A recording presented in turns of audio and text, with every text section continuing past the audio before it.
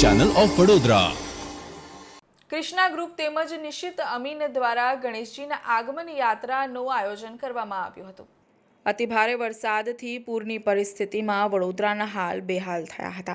વડોદરા ઉત્સવ પ્રિય નગરી પણ કહેવાય છે, ત્યારે ગણેશ ઉત્સવ પણ ખૂબ ધામધૂમથી ઉજવવામાં આવે છે। પૂરના પાણી ઓસરતા જ હવે ધીમે ધીમે ગણેશોત્સવનો રંગ જામ્યો છે।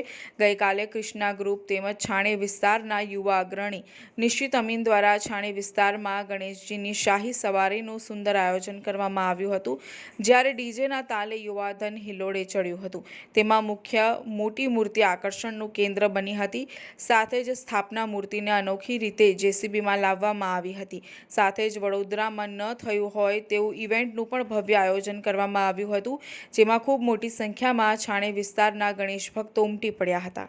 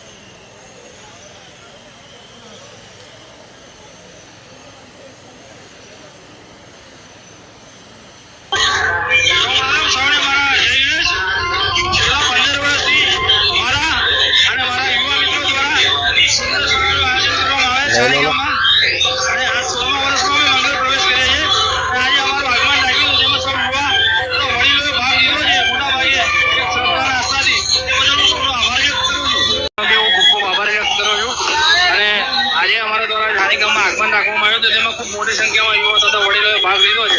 श्रद्धाना आस्था रूपे तो ये बधानो खूब खूब आभार व्यक्त करूँ।